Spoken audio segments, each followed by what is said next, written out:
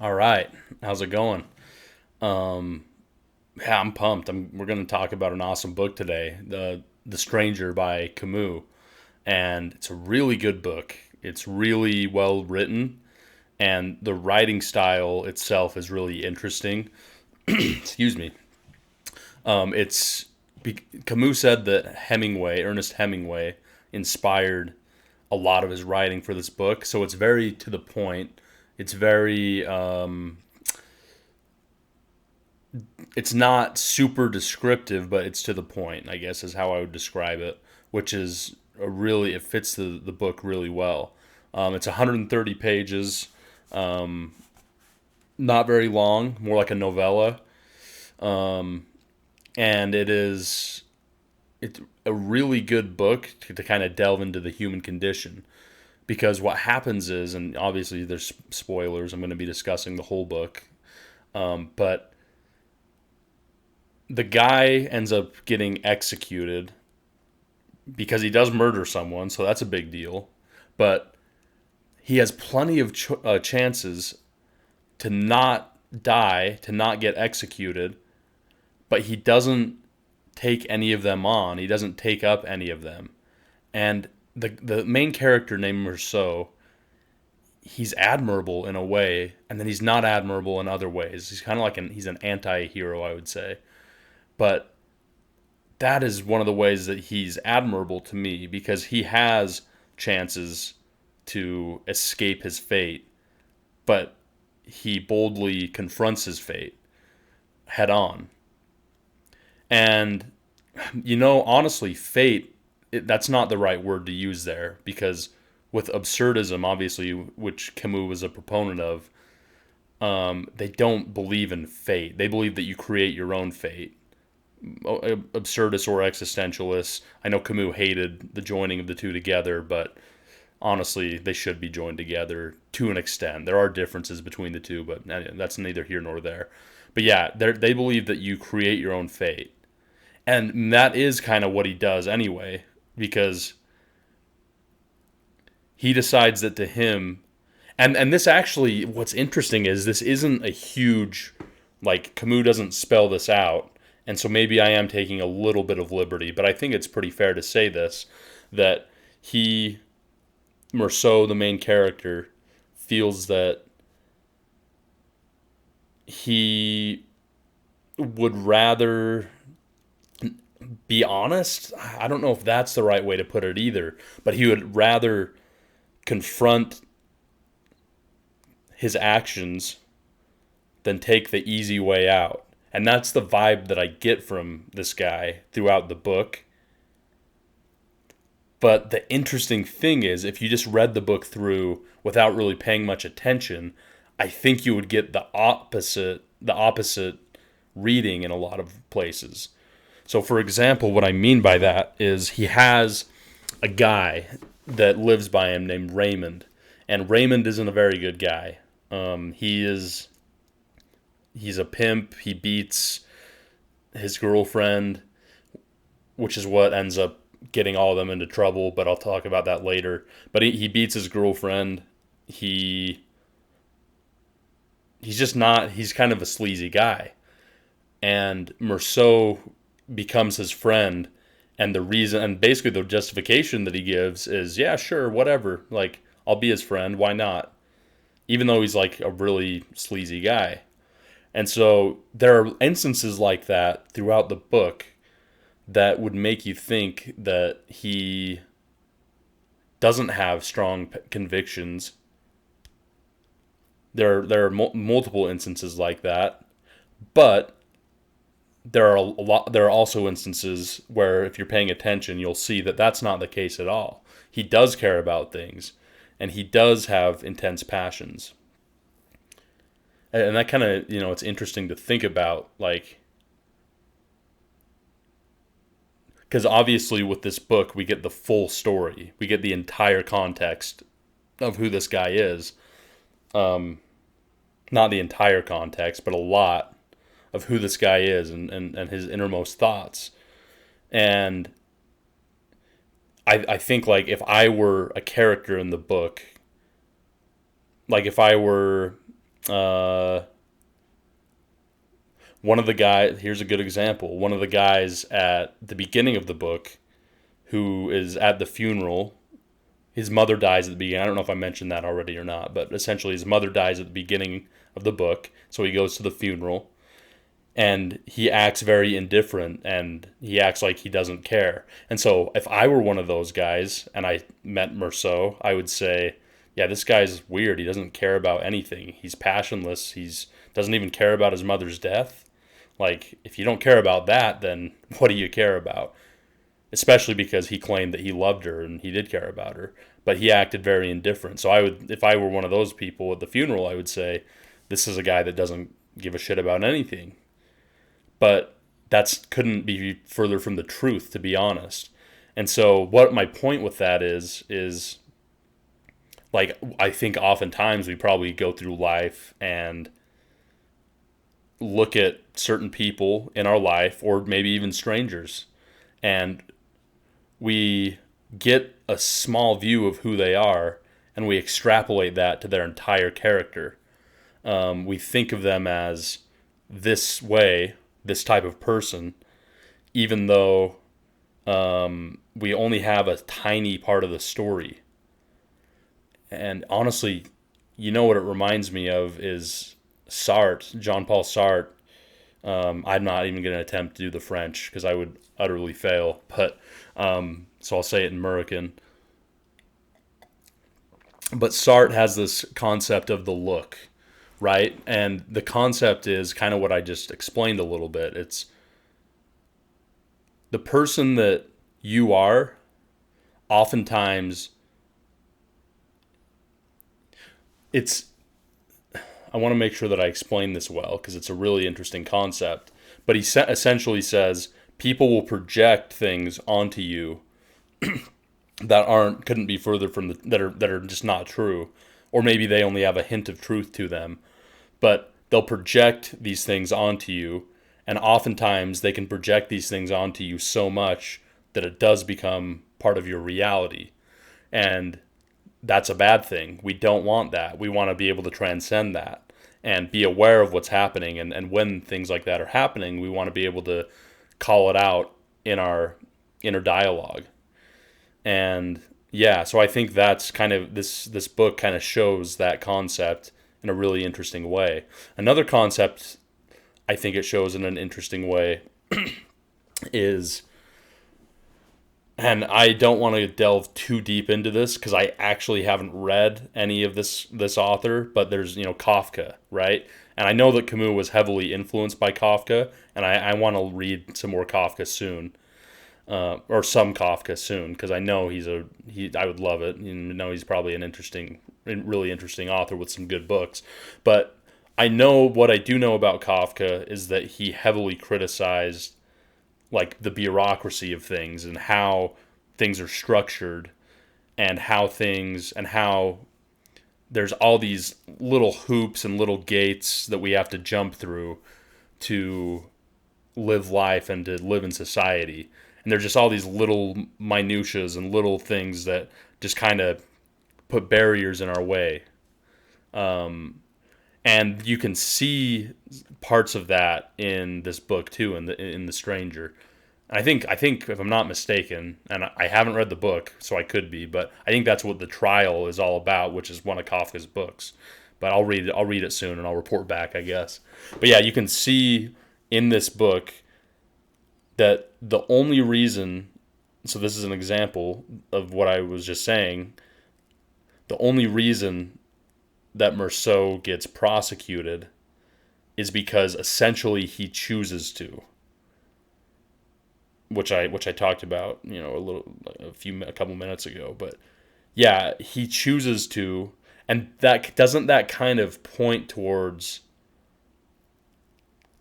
a flaw in the justice system, I guess, would be the criticism. And obviously this is just a fictional book, but when you read it, it feels so real, and it feels like something like that could actually happen, and clearly it does happen. There's preferential treatment to certain people depending on the class that they have, the race they are, the societal stigmas that are projected onto the individual have real world impacts. And so the stranger explores that in a really interesting way. And so yeah, I think that's the point that I was making with bringing up Kafka, is that there are points throughout the book where it's like, yeah, this isn't justice. This is just baloney. This is bullshit, you know? And yeah, it just makes you think about the systems that be, essentially the bureaucracy, and how strange it is, but it's also, it's a necessary evil, but it could get better. Like, we could make things much much better. So yeah, that's an interesting thing of the book too. I think where I want to really get going with this though, is, oh yeah, so I think maybe what I should do is just give a brief rundown of the events in the book really quickly, and then I'll go into more in-depth analysis, point by point. But yeah, essentially there's a guy named Meursault. His mom dies. He goes to the funeral. He acts kind of weird at the funeral. He makes friends with a couple seedy characters, Raymond being one. And there's another guy whose name's escaping me, but a guy that like beats his dog and is like a really weird guy. He kind of makes friends with him a little bit. And then he gets a girlfriend named Marie.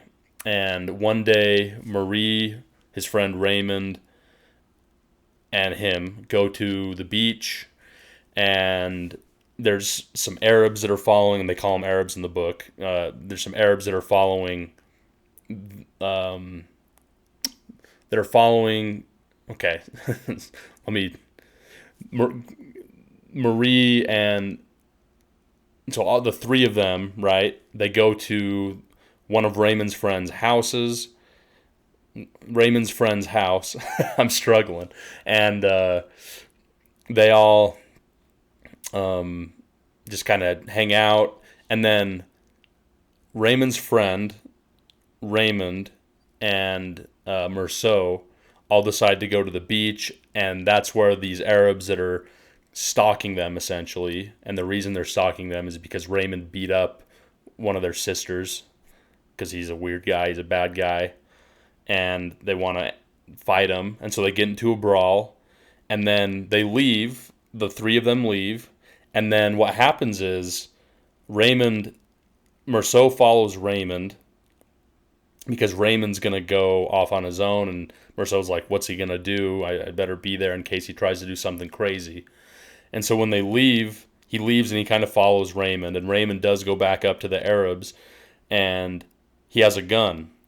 And Meursault takes the gun. He's like, hey, I'm not going to let you shoot these guys unless we need to. So give me the gun. I'm in a better frame of mind. And Raymond complies. And I think they end up leaving again. And then Raymond goes back out, or excuse me, Meursault goes back out on his own.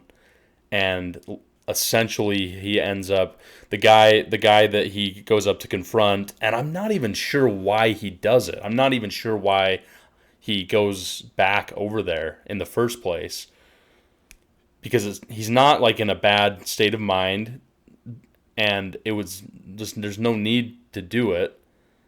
But he goes back over to the Arabs alone, Meursault, and he has the gun. And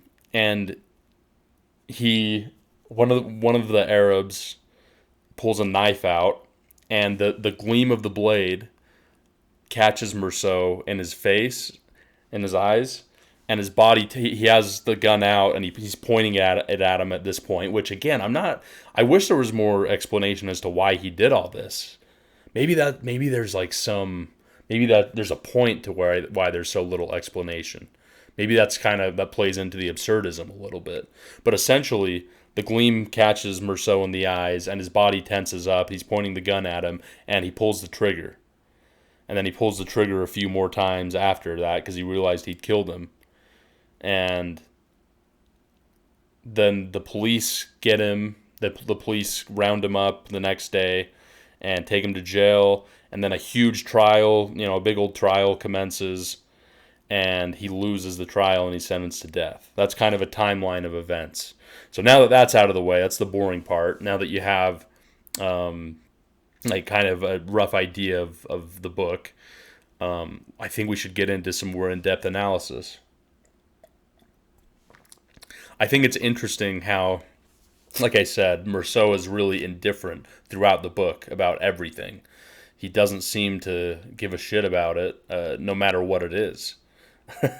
He goes through life seemingly uncaring and unchanging. He seems very set in his ways. I think you come to find out that the reason he's so set in his ways is because he knows who he is and he knows what he values. And again, that plays into what I said at the beginning. Like, there's part of him that is very admirable. There's part of Meursault that you look at and you say, wow, like that's really cool. That's really astounding that somebody could be so almost noble is maybe a word I would use.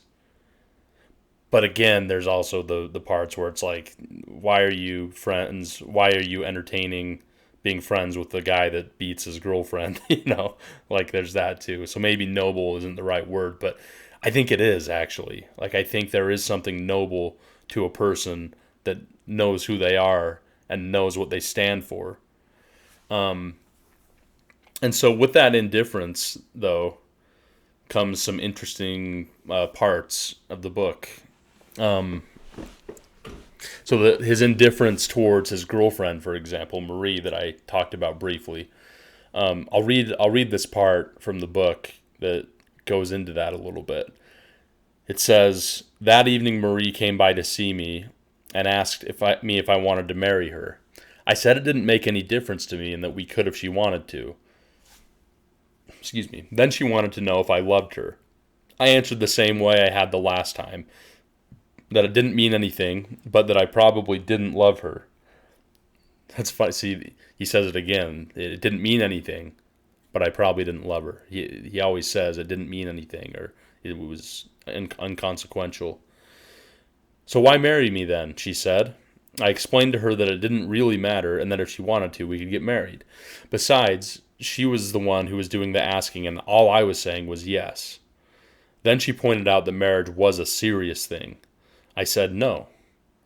She stopped talking for a minute and looked at me without saying anything. Then she spoke. She just wanted to know if I would have accepted the same proposal from another woman with whom I was involved in the same way. I said sure. Then she said she wondered if she loved me, and there was no way I could know about that. After another moment's silence, she mumbled that I was peculiar, that was probably why she loved me, but that one day I might hate her for the same reason. I didn't say anything because I didn't have anything to add. So she took my arm with a smile and said she wanted to marry me. I think that that's interesting on a number of different levels. Obviously, like it's just a peculiar way to respond to a marriage proposal. But at the end of the book, Marie ends up not being done with him when he's sentenced to death, which he does end up getting. She doesn't write him, and she's just kind of done with him, I think. And that kind of plays into a couple different ideas. One being so the indifference that he showed to her in a lot of ways is the same indifference that he got back in the end. And I think it also plays towards the idea of how we're all human beings are transactional by nature, I think. That's something I believe. Like, every interaction that we do, I think like most relationships that we have with people, it's because we're getting something out of it at the end of the day. I would be hard pressed. You'd be hard pressed to find instances where that wasn't the case. Maybe the one that I would point to is, the mother that loves their child. I think that there is a certain amount of, unconditional love there. Obviously, depending on the mother, not every mother, But in a lot of cases, you get that dynamic where there is that unconditional love. But apart from that, now maybe the fathers too as well to a large extent. But apart from your parents, and maybe all right, let's just expand it to your whole family, because maybe I think that there is something to that. Like, you love your blood unconditionally, and a lot of people do, at least. Obviously, this doesn't speak for everyone. But apart from that, like your friendships, the people you work with, the people you go into business with, the people that you are acquaintances with, that you drink water with in the water cooler. You don't have to drink that water with them at the water cooler and talk and chat and have a conversation. There's no obligation there. The reason that you do it is because you want to, but you're getting something out of it. You're getting social interaction. You're getting updated on current events. You're taking time off of work to relax for a second and to have a human interaction, which humans generally like. You're getting something out of that water cooler conversation. That's why you're having it. With your friend that you hang out with, you hang out with him because he or she, they are a nice person. They're helpful to you. They're fun to be around. You're getting something out of the relationship. So when Marie stops talking to Meursault in the end, it's kind of a natural thing. And, when you read the book, you might think that's kind of messed up. But it's totally natural. Like, the guy's going to die in a couple weeks, and you're not really getting anything out of it anymore to her. And obviously, maybe I'm going a step too far with this analysis. I don't think I am, though. I think that Camus put that in for a reason, and I think that probably is why. Like, I think he was trying to make a point about that. I could be wrong, but yeah, I think that, and I think, maybe part of it too is, I think that does even play into the absurd, where things can just change and be different on a dime, and there's nothing that you can do about it. There's no rhyme or reason to a lot of the things that happen in our lives. That's what makes our lives absurd. But you have to recognize that and plow through anyway and transcend the chaos and become something that is able to transcend the chaos. The absurd man, as Camus would call him. So I think that's a good. I think that when Marie stops writing Meursault at the end of the book, I think that's a good way to talk about this concept, and I think it's interesting. Yeah, so he's indifferent towards her. She kind of repays that in the end with indifference, and then. So that's an instance where that shows Meursault's indifference. Obviously, his mother's funeral being another one. His friends, who he chooses friends, being another. There's just a lot of places where you can clearly see that Meursault is indifferent towards a lot of things. But the best part about that indifference is that it's borne out because he knows who he is, which we're going to get into. So the thing about the indifference, though, is that it does lead people to think of him as a strange person, which hence the title of the book.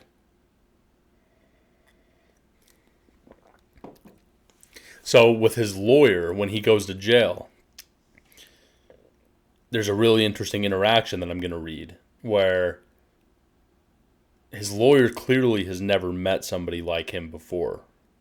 So I'll read the sequence.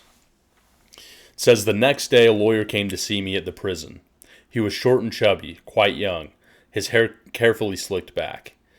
Despite the heat, I was in my shirt sleeves. He had on a dark suit, a wing collar, and an odd-looking tie with broad black and white stripes. He put the briefcase he was carrying down on my bed, introduced himself, and said he had gone over my file. My case was a tricky one, but he had no doubts we'd win if I trusted him. I thanked him and said, "Let's get down to business." He sat down on the bed and explained to me that there had been some investigations into my private life. It had been learned that my mother had died recently at the home.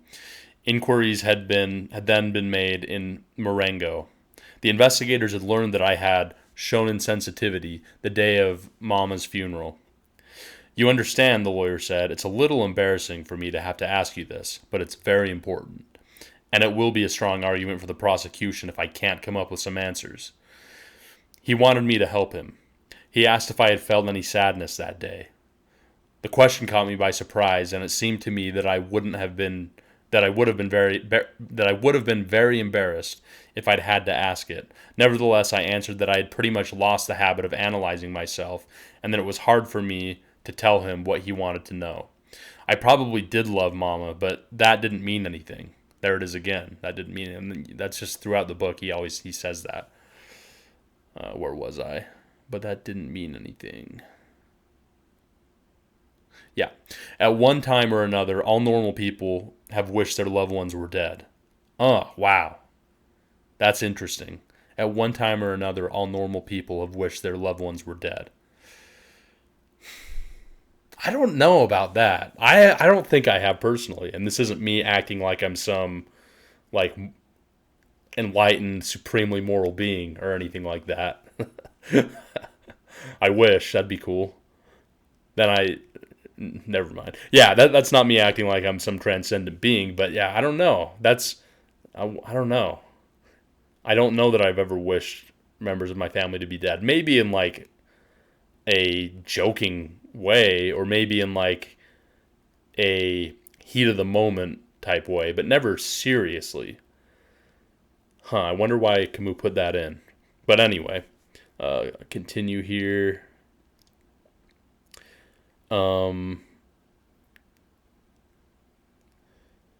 Here the lawyer interrupted me and seemed very upset. He made me promise I wouldn't say that at my hearing or in front of the examining magistrate. Well, I can see why. I explained to him, however, that my nature was such that my physical needs often got in the way of my feelings. The day I buried Mama, I was very tired and sleepy, so much so that I wasn't really aware of what was going on.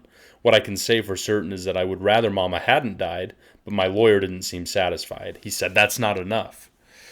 He thought for a minute. He asked me if I could say that day that I had held back my natural feelings. I said no, because it's not true. He gave me a strange look, as if he found me slightly disgusting. He told me in an almost snide way that in any case the director and the staff of the home would be called as witnesses, and that things could get very nasty for me. I pointed out to him that none of this had anything to do with my case, but all he said was that it was obvious I had never had any dealings with the law.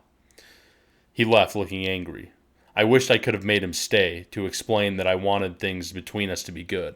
Not so that he'd defend me better, but, if I can put it this way, good in a natural way. Mostly I could tell I made him feel uncomfortable. He didn't understand me, and he was sort of holding it against me. I felt the urge to reassure him that I was like everyone else, just like everybody else. But really, there wasn't much point, and I gave up the idea out of laziness. Now, there's a lot of interesting stuff there. So, first off, when his lawyer says that he was very confident that they would win the trial, goes back to what I was talking about earlier, where this trial at many points could have been a slam dunk win for Meursault and his lawyer. But Meursault refused to play the game. He just was incapable of it. He's incapable of doing things that normal people do. And that's another thing that I find funny and interesting in that quote, is that he reassured the lawyer that he was just like everyone, when clearly he wasn't. He isn't just like everyone. He's very different. Most people would say anything to get out of getting convicted for murder, right? But not him. And you would, and I think that's why the lawyer was so frustrated with him too, because he's like, wait, what the hell is wrong with this guy? Like, he should be like lying to me, right? Like he should be saying, "Oh yes, I was so sad. I was so upset about my mom's death, and I just do things different. I mourn differently than other people. But deep down, I was so sad. Deep down, I cared so much." Even a sociopath would do that, and that's probably what the lawyer thought he was, is just some sociopath. But Meursault's not a sociopath. He's just an honest person. And so he's not going to play the games that other people want him to. And so, yeah, the lawyer is very taken aback and frustrated, and he's probably thinking of his own self-interest, right? Like, if he wins a murder case, like, because at this point, a detail of the book is that this lawyer, is a public defender because Meursault didn't have the money to pay for a lawyer. And so this public defender's like, if I win this murder trial, this is gonna be huge for me. Like, I'm gonna make a name for myself. And so he's frustrated when Meursault doesn't play the game. And he just refuses. And another interesting thing is that when he says here that Meursault wished that he could make things better with the lawyer. He wished that he could have made the lawyer not upset, not because he wished that he would defend him better, but let me find the exact quote. "I wish I could have made him stay to explain that I wanted things between us to be good. Not so that he'd defend me better, but, if I can put it this way, good in a natural way." Excuse me. Yeah. Yeah.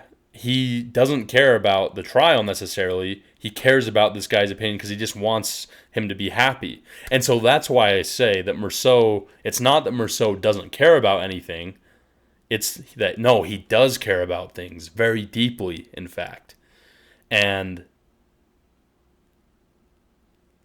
he's just being honest. He's just being truthful throughout every point in the book.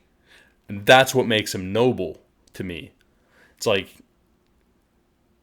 he is who he is.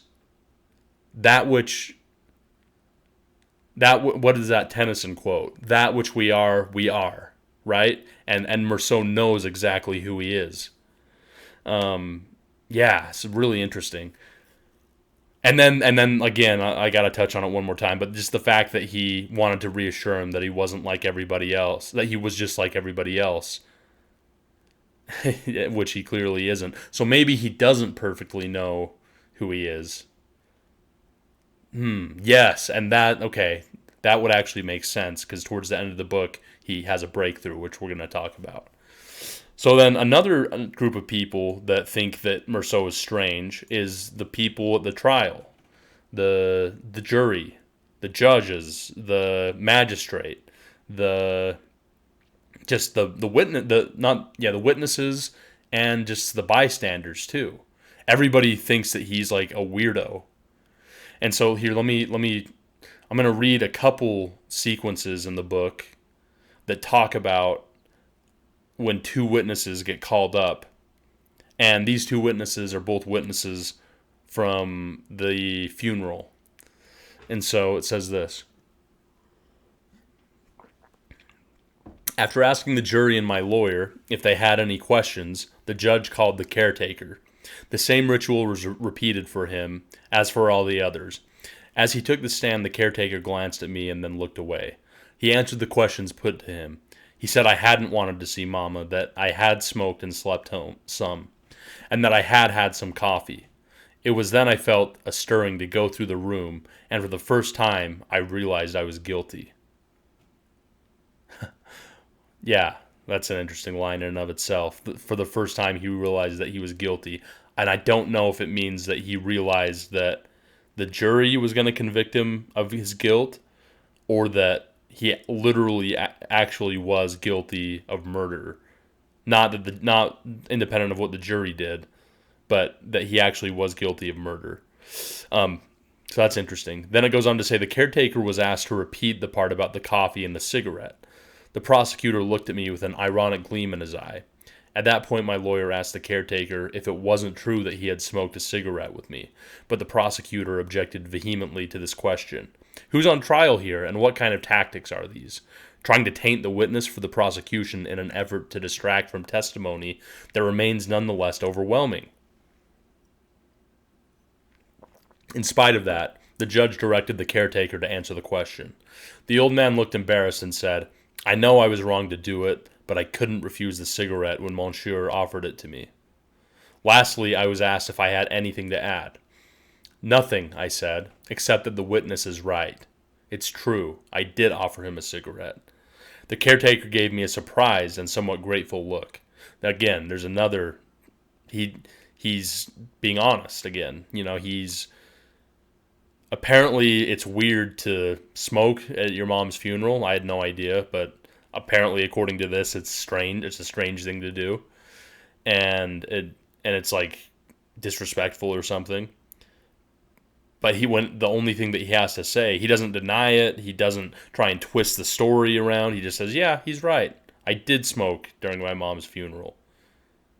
And of course, part of the, I think playing into that, into what's going on here, is the idea that throughout the entire book, he is confused about what is the relevance of anything that's going on in this trial towards whether I killed this man or not. So he's just, because they're essentially attacking his character at this point. If you couldn't get that from what what I just read, like they're saying that he's like some sociopath or some psychopath because he smoked and drank coffee at his mom's funeral. It's just a pure character attack. Has nothing to do. I mean, it goes to the character, right? Which I know is a legitimate thing in court trials, but like it doesn't have anything to do with the events that happened on the day that the guy was killed, the Arab was killed. And so he's just kind of confused the whole time. Anyways, continuing.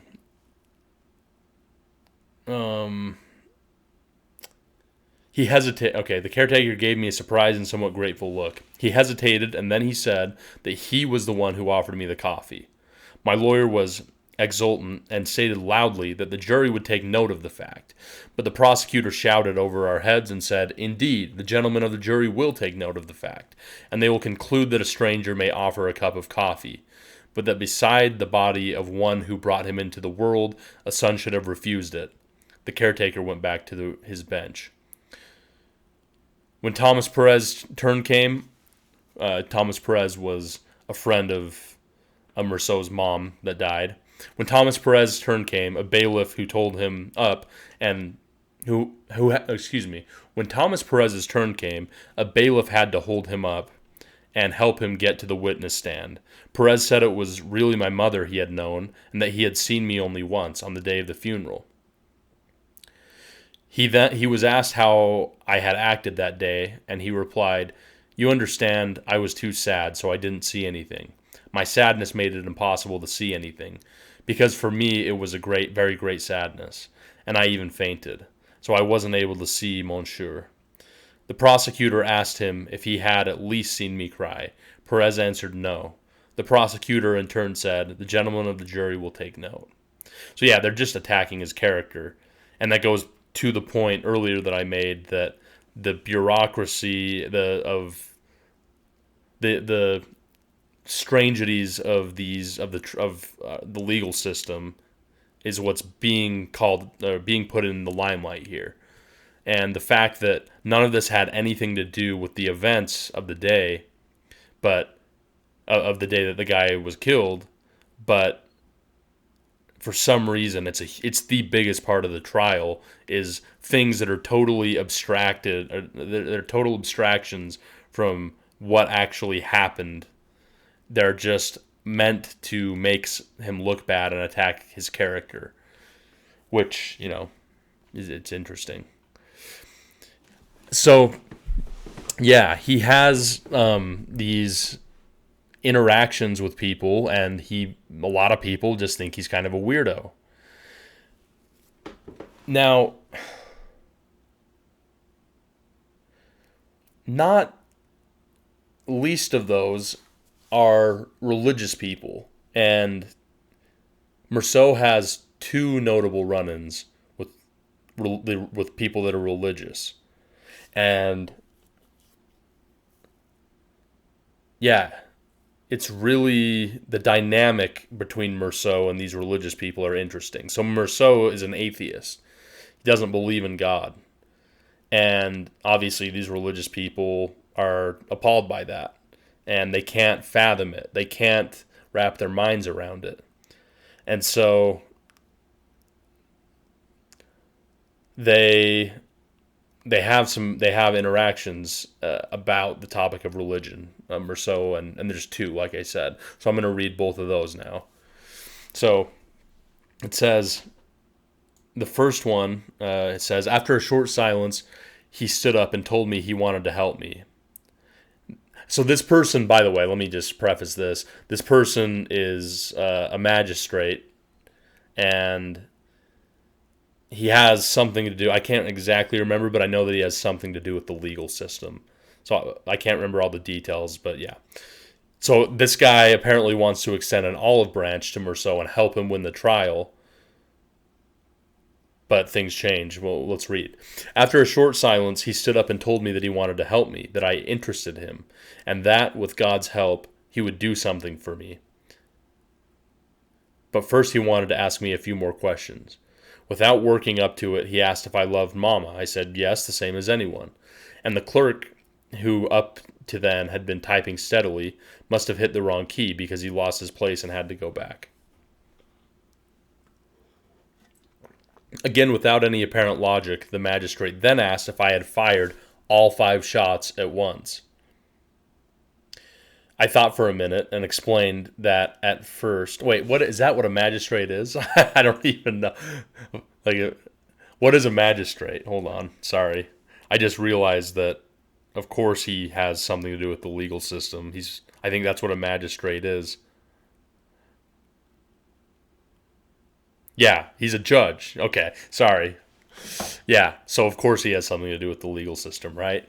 But apparently he's a religious guy too, as we're going to find out as I get further down in this reading.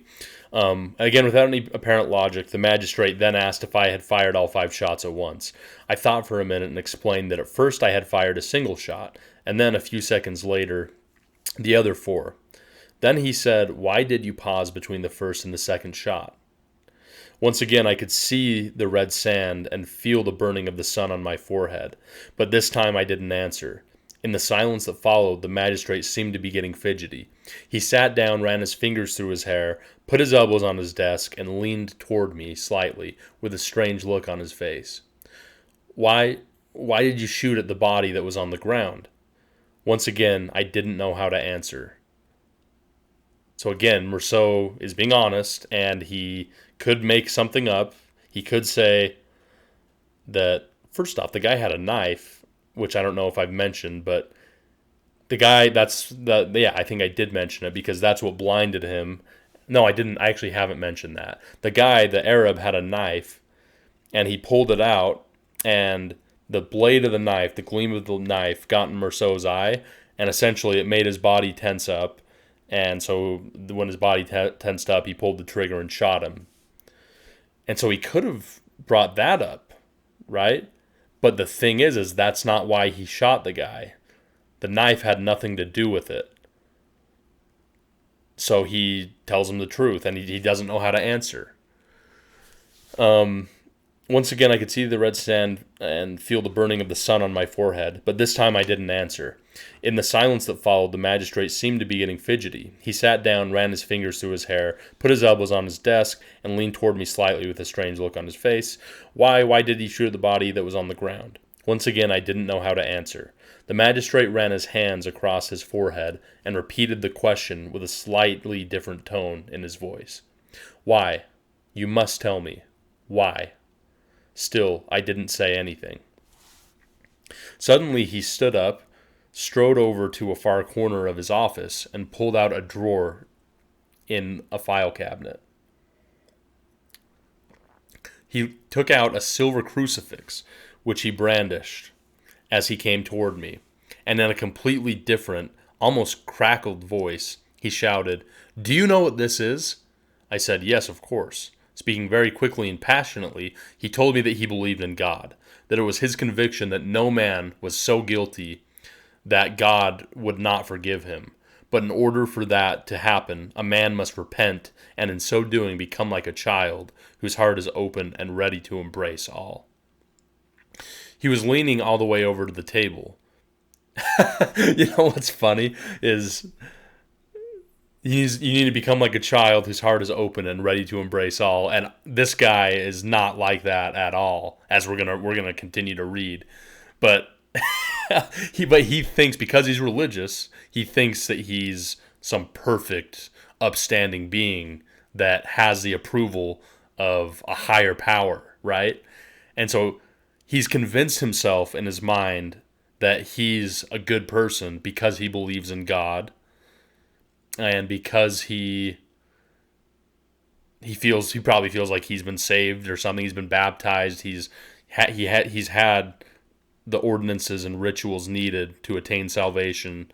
And so because he's checked those boxes, he's a good person, and he feels like he's like a child who's open and ready to embrace all, when he's clearly not, as we're going to go on to read, like I said. But yeah, I just think that's interesting. Like, I didn't recognize that the first time that I read the book, but yeah. And again, I have to reiterate, like, this guy apparently is a judge. He's one of the judges, because there are 3 judges in the trial in this book, and I think this guy's one of them.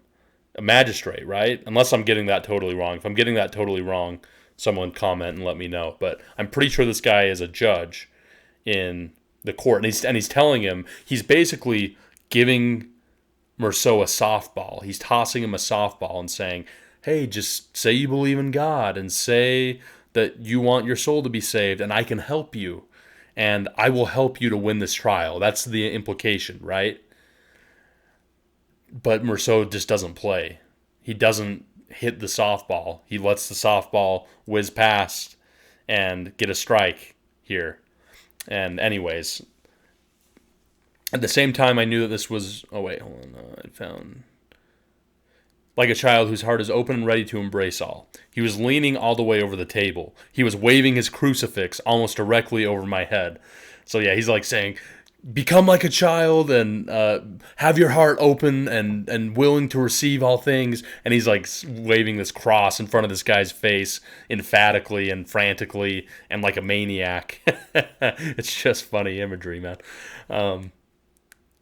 Yeah, and also because he was scaring... Oh, wait, hold on. I found very hard to follow his reasoning. First, because I was hot, and there were big... First, because I was hot, and there were big flies in his office that kept landing on my face, and also because he was scaring me a little. At the same time, I knew that was ridiculous, because after all, I was the criminal. He went on anyway. I vaguely understood that to his mind, there was just one thing that wasn't clear in my confession. The fact that I had hesitated before I fired my second shot. The rest was fine, but that part he couldn't understand. So yeah, this is me extrapolating a little bit, but I think Camus maybe put that last part in there. I think he's trying to make a point about religion, that this guy needs to have a reason for everything, and that is why he believes in God. I think that might be what Camus is getting at here, that he needs to have an explanation for everything. There needs to be a good reason for why Meursault fired 4 more shots after he had already killed the guy. What's the reason? Tell me why. I have to know. And there is a reason for everything, for sure, right? Everything happens for a reason. But in this case, there really wasn't. And we know that because we know that Meursault is, he's an honest person. And he's telling him there was no reason for why I fired the 4 extra shots. And this guy's getting crazy because he wants some explanation when there is none. So it goes on. I was about to tell him he was wrong to dwell on it because it really didn't matter. But he cut me off and urged me one last time, drawing himself up to his full height and asking me if I believed in God. I said no. He sat down indignantly. He said it was impossible. All men believed in God, even those who turned their backs on him. That was his belief, and if he were ever to doubt it, his life would become meaningless. Do you want my life to be meaningless? He shouted. As far as I could see, it didn't have anything to do with me, and I told him so. Again, contrast what you just heard him like shouting, "Do you want my life to be meaningless?" waving a cross around, and him saying that Meursault needs to become like a child and be open and stuff. It's just really funny. And I told him so, but from across the table, he had already thrust the crucifix in my face and was screaming irrationally, "I am a Christian. I ask him to forgive you of your sins. How can you not believe that he suffered for you?" I was struck by how sincere he seemed, but I had had enough. It was getting hotter and hotter. As always, whenever I wanted to get rid of someone I'm not listening to, I made it appear as if I agreed. To my surprise, he acted triumphant. You see, he said. You do believe, don't you? And you're going to place your trust in him, aren't you? Obviously, I again said no. He fell back in his chair. So yeah, I do think Camus is making some point about religion, and obviously in particular Christianity, how Christians want to thrust their belief in your face, and if you say that you don't believe in what they believe in, they get upset, and they get almost like, yeah, hysterical. And obviously, not all Christians are like this, but I do think that a fair number are. I don't think that that's too far off to say. Yeah.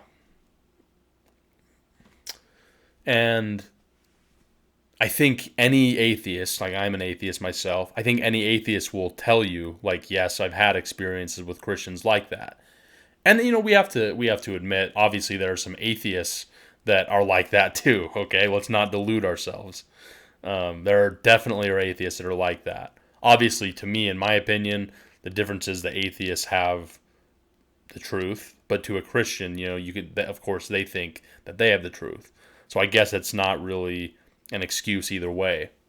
But especially in Camus' time, it was probably much more so religious people doing the type of thing that we read about here. Yeah. So let's go on. He seemed to be very tired. He didn't say anything for a minute while the typewriter, which hadn't let up the whole time, was still tapping out the last few sentences. Then he looked at me closely, and with a little sadness in his face, in a low voice he said, "I have never seen a soul as hardened as yours. The criminals who have come before me have always wept at the sight of this image of suffering. I was about to say that this was precisely because they were criminals, but then I realized that I was one too. It was an idea I couldn't get used to. Then the judge stood up as if to give me the signal that the examination was over. He simply asked, in the same weary tone, if I was sorry for what I'd done. I thought about it for a minute and said that more than sorry, I felt kind of annoyed. I got the impression that he didn't understand. But that was as far as things went that day. So yeah, there you have it. You have a guy that is literally talking to one of the judges, and the judge wants to help him, but he just won't do it because he's not going to lie. He's not going to make something up. So the next experience that he has with a Christian is actually at the end of the book after he's been convicted of murder. And I want to go back and re-emphasize the point of the trial. During the trial, there's a lot of that bureaucracy that I discussed. Yes, that's there. There's a lot of stuff that has nothing to do with the murder. Yes, that's also true. There's also... There are more instances where Meursault could have been helped. I do want to bring that up. And he chooses not to. He chooses not to take the help. There's a point in the book where you know what? I'll get into that later. Yeah, I'll get into that later. But yeah, the trial. The last thing I want to mention before I get into this next topic, or the next religious person that he has an encounter with, is during this time in Algeria, and this is an analysis that's outside of the realm of the book, but in Algeria, apparently during this time, Arabs were heavily discriminated against and looked down on. And so that I mentioned that because that plays into the idea that he could have got off if he just would have played along. This guy was not an Arab, and he just had so many opportunities to get off. Again, like I said, he brought up the knife that the guy had at any point, that he'd drawn his knife out, but he never does, because that to him has no relevance to anything, because he didn't shoot because of the knife. And so there's this plethora of opportunities that he refuses to take on some type of principle. And I don't think that Meursault thinks of it as being on principle, but that's just who he is. And so he gets convicted of murder through a strange trial process, through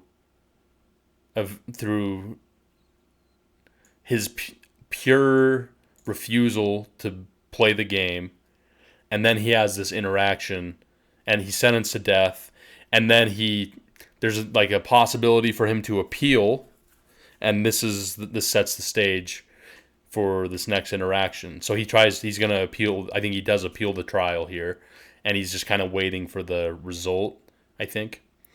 And then he has this interaction with the Champlain. And I don't really know what a Champlain is. I think it's some type of like preacher, essentially. So yeah, and this is towards like pretty much the very end of the book. Yeah, it's like at the very end of the book. Okay, here it is. Because this is a really good, man. It gets so good here. So it says this: my thoughts had reached the point when the Champlain walked in, unannounced. I couldn't help giving a start on seeing him. He noticed this evidently, as he promptly told me not to be alarmed. I reminded him that usually his visits were at another hour. And so, yeah, he's tried to visit him a few times, but Meursault has not allowed him to, and for a pretty grim occasion. This, he replied, was just a friendly visit. It had no concern with my appeal, about which he knew nothing. Then he sat down on my bed, asking me to sit beside him. I refused. Not because I had anything against him. He seemed a mild, amiable man.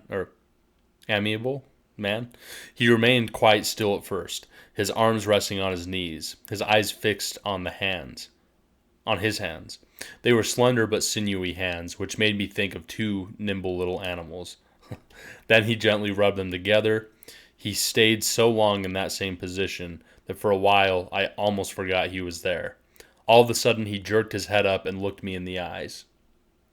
"Why?" he asked. "Don't you let me come to see you?" I explained that I didn't believe in God. "Are you really so sure of that?"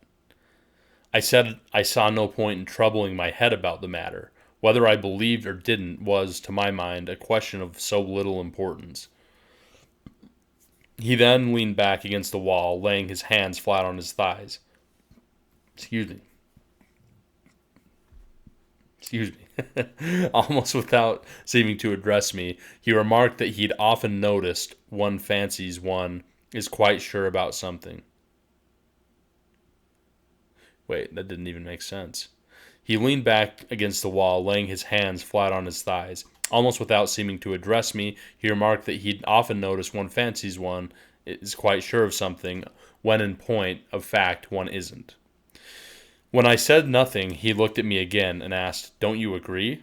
I said that it seemed quite possible, but though I mightn't be so sure about what interested me, I was absolutely sure about what didn't interest me, and the question he had raised didn't interest me at all. He looked away and, without altering his posture, asked if it was because I felt utterly desperate that I spoke like this. I explained that it wasn't desperate I felt, but fear, which was natural enough. Keep in mind, he's gonna die soon. He's sentenced to death. In that case, he said firmly, God can help you. All the men I've seen in your position turn to him in their time of trouble. So that, yeah, okay, let's stop there for a second. Like, that is a common thing that people that believe in God will say, right? And honestly, I'm not like a super, personally, I'm not like an anti theist. I'm not out there preaching that nobody should be religious or anything like that. But I remember distinctly, I've had experiences where, like, kind of like more like both these guys, both the religious guys are like this. It seems in this book, like, and I've had experiences of people that seem like both these guys. And what I mean by both these guys are like this is that both of them like can't accept any possibility of anything besides God being real. And they fit their entire worldview around that, and they just go with it. Like there's no thought of thinking anything besides God is there, God is real, God can help you, God, God, God, God, God. And I get it to an extent, and actually I've been there before personally. But at one point, when you're these guys' age, well, I would assume these are older gentlemen, at one point you have to, don't you stop and think, like, what if I'm wrong? And I think that a lot of religious people do this. And I think that's where oftentimes, sometimes people become atheists and they leave religion because they start going down the rabbit hole of asking these questions of, these philosophical and theological questions concerning the ontology of God. Who is God? Why should I believe in him? What are the arguments to believe in him besides my phenomenological feelings and experiences that I've attributed to God? And I think at some point most people go through that, religious or not. And a lot of people that are religious go through that and still come out on the other side religious, which is totally fine.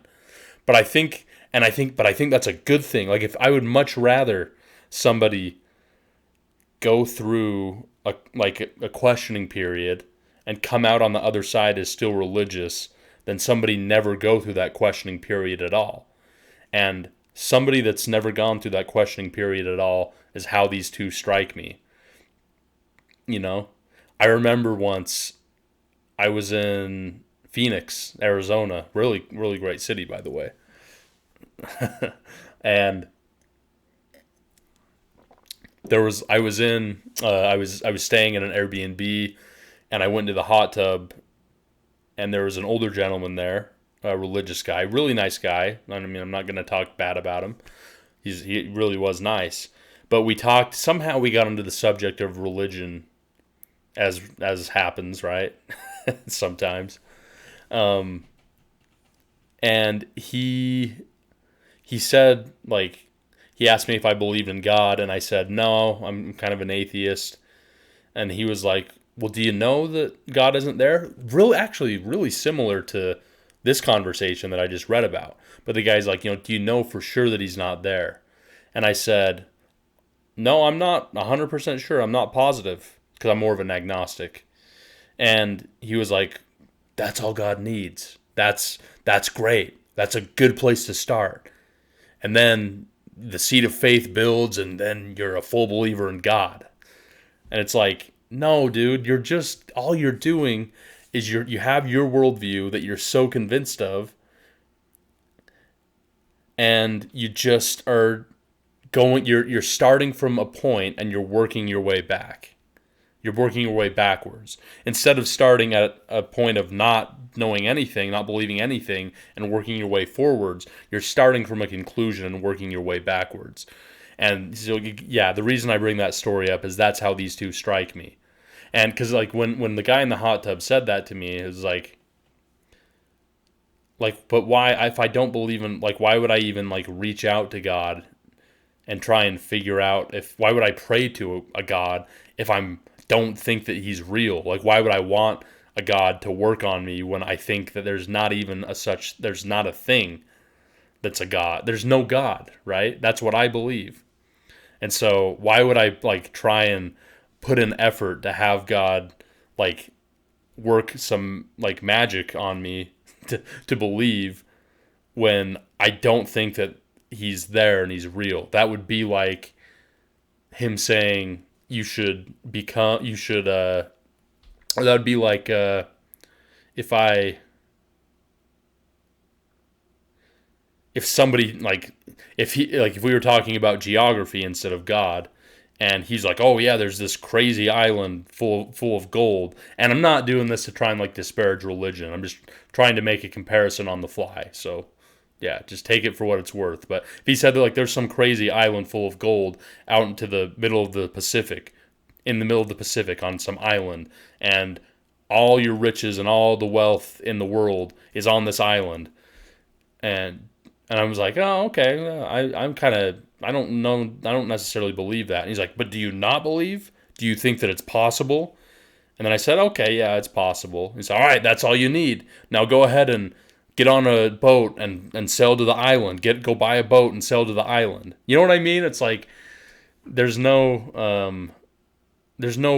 wouldn't go get a boat and try and sail to the island because I don't think that island's there in the first place. So it's kind of a side tangent a little bit, but the reason that I bring these things up is that's how both of these people strike me. Like that they just have a worldview and they're just working their way backwards and they're not making any sense, but they think that they're making sense. So anyways, let's continue. I said that it seemed quite possible, but though I mightn't be so sure about what interested me, I was absolutely sure that what didn't interest me. And the question he had raised didn't interest me at all. He looked away and, without altering his posture, asked if it was because I felt utterly desperate that I spoke like this. I explained that it wasn't despair I felt, but fear, which was natural enough. In that case, he said firmly, God can help you. All the men I've seen in your position turned to him in their time of trouble. Obviously, I replied, they were at liberty to do so, if they felt like it. I, however, didn't want to be helped, and I hadn't time to work up interest for something that didn't interest me. He fluttered his hands fretfully, then, sitting up, smoothed out his cassock. Apparently that's some French type of dress. I have no idea. Never heard that before. I'm just going to assume it's French because Camus was French. When this was done, he began... Oh, I'm such an idiot. That's probably something to do with like what judges wear, right? Oh, God. When this was done, he began talking again, addressing me as my friend. It wasn't because I'd been condemned to death, he said, that he spoke to me in this way. In his opinion, every man on earth was under sentence of death. Now, that's true. There I interrupted him. That wasn't the same thing, I pointed out, and what's more, could be no consolation. He nodded, maybe. Still, if you don't die soon, you'll die one day. And then the same question will arise. How will you face that terrible final hour? I replied that I'd face it exactly as I was facing it now. Thereat he stood up. Awesome answer, by the way. I love that. Thereat he stood up and looked me straight in the eyes. It was a trick I knew well. I used to amuse myself trying it on Emmanuel and Celeste. Those are like two of his friends. And 9 times out of 10, they'd look away uncomfortably. I could see the chaplain was an old hand at it, and his gaze never faltered. And his voice was quite steady when he said, "Have you no hope at all? Do you really think that when you die outright and nothing remains?" I said yes. He dropped his eyes and sat down again. He was truly sorry for me, he said. It must make life unbearable for a man to think as I did. And yeah, I think that goes back to what I was saying earlier. Like a lot of people that haven't gone on any type of existential journey beyond Christianity, They haven't left the Garden of Eden out into the world, out into the world that isn't the Garden of Eden, and done any journeying, right? They're still in the Garden of Eden, and they always have been their entire life. And so to them, they can't imagine anything beyond the Garden of Eden. And I'm using the Garden of Eden metaphorically and hyperbolically as a metaphor for like a safe place, like a place of safety of thought and safety of, like, you just feel good inside all the time. And feeling good all the time is great, but if that's what you care about, then sure, do it. Don't ever question. And I don't want to make it all about religion, because there's a lot of areas where people do this. But because we're talking about religion, I'll do so. But this can apply to a lot of different things. If you don't ever want to question your religion, don't question it. If you're just 100% happy, like, that's fine. Yeah, I would say that that's fine. But when you project out, having done no exploration for yourself, I think, like this guy's doing, I think that's when it becomes problematic. And when you base your entire worldview on an idea that you haven't actually looked into. I mean, you've looked into the positives and the pros, maybe, a little bit, but you haven't looked into anything beyond that. That's when it becomes problematic, because then you become like this guy, where you're totally discounting his phenomenology. And that's what phenomenology is all about. And I could make, that's a whole different subject altogether. But when you totally discount someone else's opinion based on your opinions that you haven't actually looked into that much, that's a problem. And then it manifests in a way, in a similar way to how this conversation with Meursault and this Chaplain is going. So he dropped his eyes and sat down again. He was truly sorry for me, he said. It must make life unbearable for a man to think as I did. The priest was beginning to bore me, and resting a shoulder on the wall, just beneath the little skylight, I looked away, though I didn't trouble much to follow what he said. I gathered he was questioning me again. Presently his tone became agitated, urgent, and, as I realized, that he was genuinely distressed, I began to pay more attention. He said he felt convinced my appeal would succeed, but I was saddled with a load of guilt, of which I must get rid. Okay, so this is where he has another opportunity to escape his fate, I think. I think that's what Camus is getting at. Because basically what he's doing is saying, he wouldn't say that he thinks his appeal of his murder conviction would succeed. He wouldn't say that if he didn't have some type of power, right? If he didn't have some type of sway. And so I think he's trying to blackmail him, or I don't know if blackmail is the right term, but he's trying to, yeah, I think it is. He's trying to blackmail him into saying that he believes in God. And that's actually interesting, because it's like the belief in God in this book, if you believe in God, that's like your get out of jail free card, right? It's like life is Monopoly, and you have a get out of jail free card, and that's believing in God, according to Camus in this book. And he refuses to use that get out of jail free card because he doesn't believe in God. Okay, so yeah, I think that there is some type of meta point being made by Camus about religion, for sure. So he said he felt convinced my appeal would succeed, but I was saddled with a load of guilt of which I must get rid. In his view, man's justice was a vain thing. Only God's justice mattered.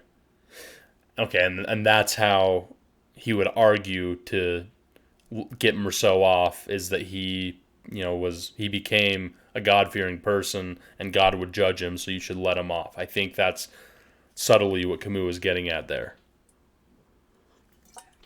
I pointed out that the former had condemned me. Yes, he agreed, but it hadn't absolved me from my sin. I told him I wasn't conscious of any sin. All I knew was that I'd been guilty of a criminal offense. Well, I was paying the penalty of that offense, and no one had the right to expect anything more of me. Just then he got up again, and it struck me that if he wanted to move in his tiny cell, almost the only choice lay between standing up and sitting down. I was staring at the floor. He took a single step towards me and halted as if he didn't dare come near. Then he looked up through the bars of the sky. "You're mistaken, my son," he said gravely. "There's more that might be required of you, and perhaps it will be required of you." "What do you mean?" "You might be asked to see..." "To see what?" Slowly the priest rounded my cell, and I was struck by the sadness of his voice when he replied, "These stone walls, I know it only too well, are steeped in human suffering. I've never been able to look at them without a shudder. And yet, believe me, I am speaking from the depths of my heart. I know that even the wretchedest amongst you have sometimes seen, taking form against that grayness, a divine face. It's that face you are asked to see." This roused me a little. I informed him that I had been staring at those walls for months. There was nobody, nothing in the world I knew better than I knew them. And once upon a time, perhaps, I used to see a face. But it was a sun-gold face, lit up with desire. Marie's face, his girlfriend. I had no luck. I'd never seen it. And now I'd given up trying. Indeed, I'd never seen anything taken from, as he called it, those gray walls. The chaplain gazed at me with a sort of sadness. I now had my back to the wall and light was flowing over my forehead. He muttered some words I didn't catch, then abruptly asked if he might kiss me. I said no. Then he turned, came up to the wall, and slowly drew his hand along it. "Do you really love these earthly things so very much?" he asked in a low voice. I made no reply. For quite a while he kept his eyes averted. His presence was getting more and more irksome, and I was on the point of telling him to go and leave me in peace, when all of a sudden he swung round on me and burst out passionately, "No, no, no, I refuse to believe it. I'm sure you've often wished there was an afterlife." Of course I had, I told him. Everybody has that wish at times. And then he had no more, but that he had no more importance than wishing to be rich or to swim very fast. But that had no more importance than wishing to be rich or to swim very fast or to have a better shaped mouth. It was in the same order of things. I was going on in the same vein when he cut in with a question. How did I picture the life after the grave? I fairly bawled out at him, "A life in which I can remember this life on earth. That's all I want out of it." And in the same breath I told him I'd had enough of his company. But apparently he had more to say on the subject of God. I went close up to him and made a last attempt to explain that I'd very little time left and I wasn't going to waste it on God. Then he tried to change the subject by asking me why I hadn't addressed him as father, seeing that he was a priest. That irritated me more, and I told him he wasn't my father, quite the contrary. He was on the other side. So that's another point that I want to make, is that the leadership of these churches, that I think the point that Camus is trying to make is that people in leadership in churches, maybe not only in leadership, he'd probably say this about other people in churches too, not just the leaders, but they want to have power over other people. They want to be able to exercise power over people. And when they can't exercise that power, they get hysterical. And obviously the last guy that we read about did just that. And this guy is starting to do that exact same thing too. Like when the religious can't exercise, they realize they have no control over you, they get upset. And for me, like, that's something that rings very true, as well. So for me, I'm an ex-Mormon, and I think that, like, in this past, so with LDS people, with Mormons, there's this thing called General Conference, where all of the leaders talk to the current Mormons that watch it. And in this past one, the president of the church called like ex-Mormons like lazy learners was the term that he used. And to me, that is in the same vein as what's going on here with this guy in this story.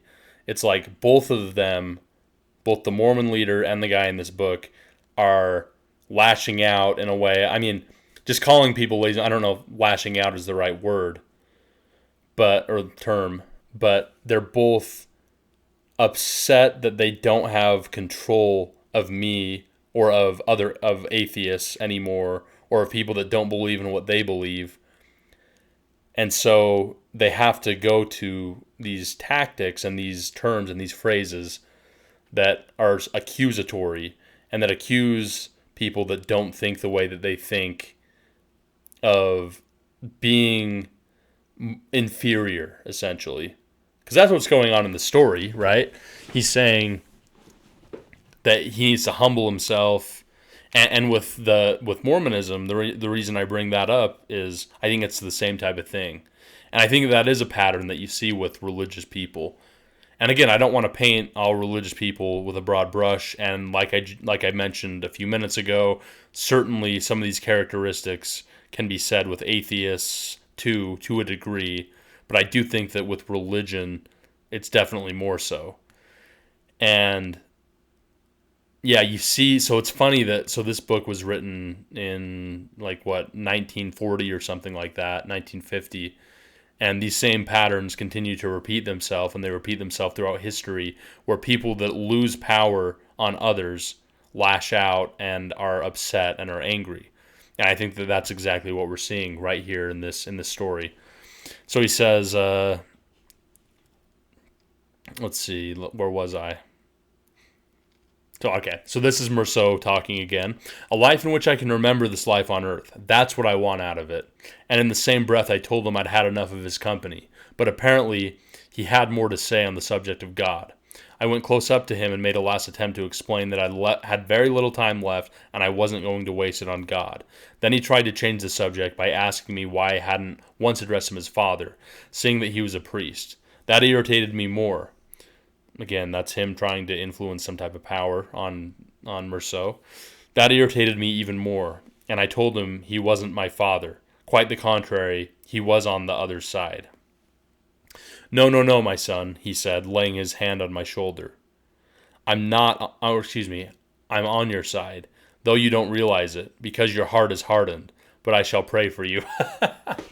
Just reading that, man, that's so funny. That's like, I've had that conversation with Mormons before, And I don't want to harp on Mormons necessarily. Like, that's my personal experience with a religion that I left. But you can say, I'm sure, with fundamental Buddhists, with Orthodox people of all faiths, you can find similar types of this line of thought. I don't know why I said fundamental Buddhists. Like, there definitely are those, and they're a problem. But that was funny that's what popped into my mind. But because I love Buddhism, and actually the next video analysis I want to do, I think, may be about the polycanon. Maybe, I don't know. We'll see. But that's neither here nor there. Anyways, yeah. So you see this pattern repeated often. That's the point that I'm trying to make. Then I don't know, so that he continues, then I don't know how it was, but something seemed to break inside me, and I started yelling at the top of my voice. I hurled insults at him. I told him to not waste his rotten prayers on me. It was better to burn than to disappear. Oops, I just lost my place. It was better to burn than to disappear.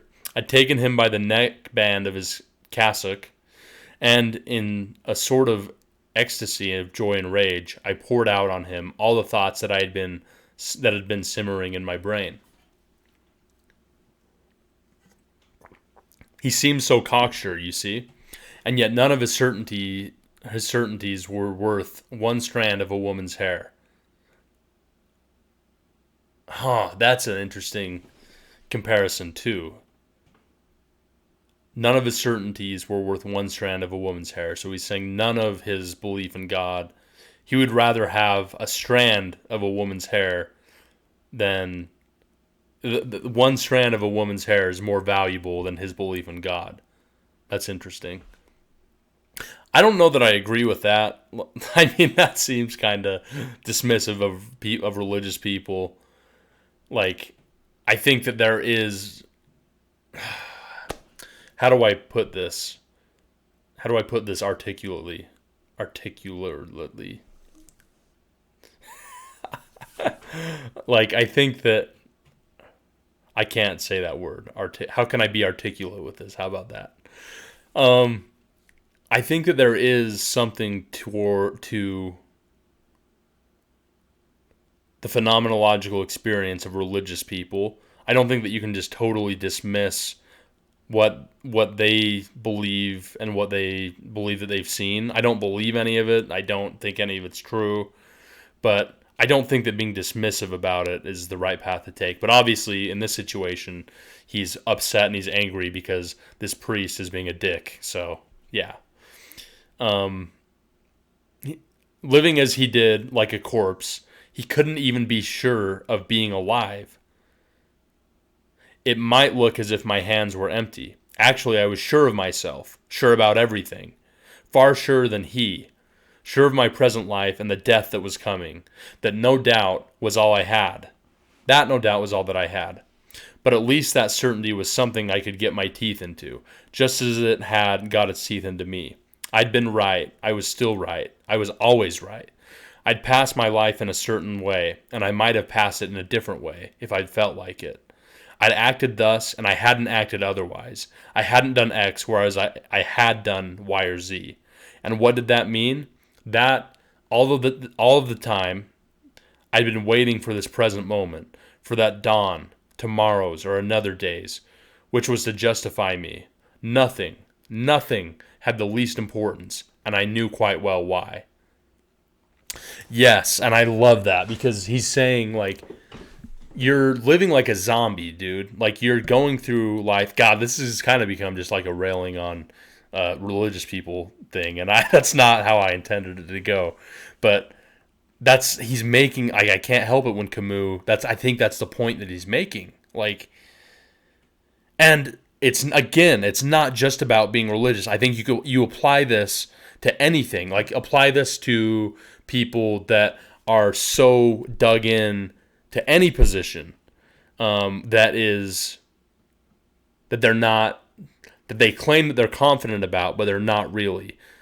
Like, and maybe the point is more so not even necessarily that, but that doing things with such passion when you have no reason to be passionate about that because you haven't reasoned your way into the thing that you're doing. That's the problem. I think what he's saying is there's a whole world out there, and you could be out there living your life. You could be out there finding out what you actually care about, but you're so ingrained and you're so set in a certain way of thinking that you don't even recognize that. All you can see is the fact that you're blinded by you can't see anything because you're blinded by whatever ideology it may be. Whether it be a religious ideology, heck, let's take atheism. I think that would be a good thing to do because I don't want to just bash on religious people. I don't think that that's the point that I'm trying to make. But even atheists, if you're just so adamant about being an atheist and that's your identity and that's what you care about and you just spend all of your time online learning about atheism and being an atheist and getting on Reddit and debating people and blah, blah, blah, blah.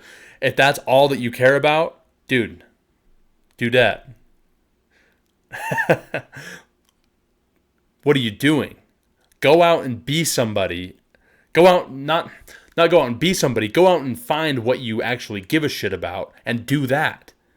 Don't be so ingrained in the bullshit that you think that you care about. Actually make an effort to find out what you give a shit about and do that. Go and live life. Go and have different experiences. Go out, and if you're an atheist, go to a Buddhist church, go to a Hindu church, go to a Catholic church. I mean, go seek out different experiences and find out what you actually care about. And you know, that's just an example. Like, I don't think that you have to go to different churches necessarily to like live life.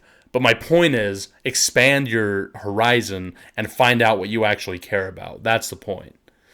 It's like we spend so much time indoctrinating ourselves and not enough time finding out who we are, you know?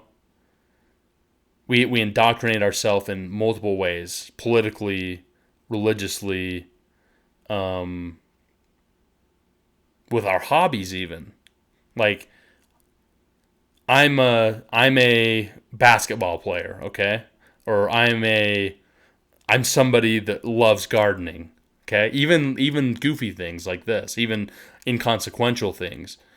If you just tell yourself I'm a gardener, and that is the reason that you just garden, you garden nonstop, and you spend all your time researching gardening, and you don't try and expand your horizon to different hobbies that you may enjoy more, I would say that, and I think this is the point that Camus is trying to make.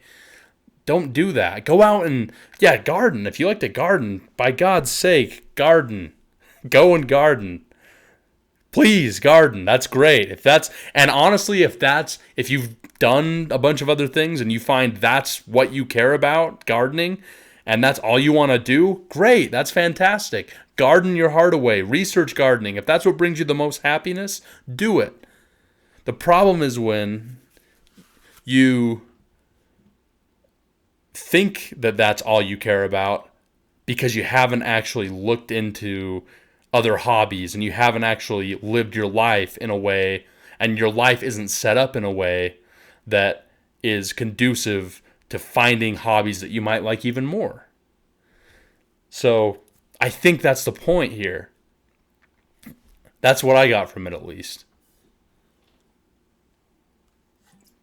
At least that's the point in this thing, this quote, or this passage that I just read.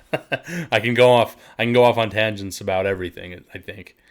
Anyways, let's finish the quote, because it's really good. This is such a great part of the book, and it's towards the end, and it's kind of like the culmination of a bunch of different things, and you need to read this book because it's short and it's really good and really powerful. And the stuff that I'm reading will be even more impactful when you read it than if you hadn't read it at all. But let me continue. So he says, I'd acted thus and I hadn't acted otherwise. And and sorry, but Meursault he knows what he likes because it seems that he has lived life. And that's what, he's lived his life in the way that would put him in a position to know what he cares about, and he does know what he cares about. So that's why it's so powerful, because this is a guy that's kind of like being lectured by some preacher that hasn't done the work that he's done, but feels some sense of entitlement because he believes in God, right? And that is something that Meursault looks at as somebody that has done the work, and he thinks that that's like, he's like, I'm not going to be talked down to in this way, and so he fires back, right? And that's what we're reading right now. He says, I'd passed my life in a certain way, and I might have passed it in a different way if I'd felt like it. I'd acted thus, and I hadn't acted otherwise. I hadn't done X, whereas I had done Y or Z. And what did that mean? That all the time I'd been waiting for this present moment, for that dawn, tomorrow's or another day's, which was to justify me. Nothing had the least importance, and I knew quite well why. He knows who he is. He too knew why. From the dark horizon of my future, a sort of slow, persistent breeze had been blowing towards me, all my life long, from the years that were to come. And on its way, that breeze had leveled out all the ideas that people tried to foist on me in the equally unreal years I then was living through. What difference could they make to me? The deaths of others, or a mother's love, or his God, or the way a man decides to live. The fate that he thinks he chooses, since one and the same fate was bound to choose not only me, but thousands of millions of privileged people who, like him, called themselves my brothers. Oh, wow. Let me read that one more time. What difference could they make to me, the deaths of others, or a mother's love, or his God, or the way a man decides to live? The fate he thinks he chooses, since one and the same fate was bound to choose not only me, but thousands of millions of privileged people who, like him, called themselves my brothers. Wow, okay, I've got something to say about that, but let me read on for a second. Surely, surely he must see that. Every man alive was privileged. There was only one class of men, the privileged class. All alike would be condemned to die one day. His turn, too, would come like the others. And what difference could it make if, after being charged with murder, he were executed because he didn't weep at his mother's funeral?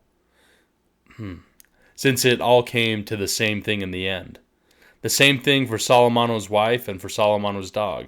The same little robot woman was guilty as the girl from Paris who married Meursault, or as Marie, his girlfriend, who wanted me to marry her. What did it matter if Raymond was as much as my pal Celeste, who was a far worthier man? What did it matter if at this very moment Marie was kissing a new boyfriend? As a condemned man himself, couldn't he grasp what I meant by that dark wind blowing from my future? Wow, that's really deep, and that's really interesting. Let me finish, because this part's almost done. I had been shouting so much that I'd lost my breath, and just then the jailers rushed in and started trying to release the chaplain from my grip. One of them made as if to strike me. The chaplain quieted them down, then gazed at me for a moment without speaking. I could see tears in his eyes. Then he turned and left the cell. Yeah, so I am not exactly sure what he means. Let me reread this really quickly.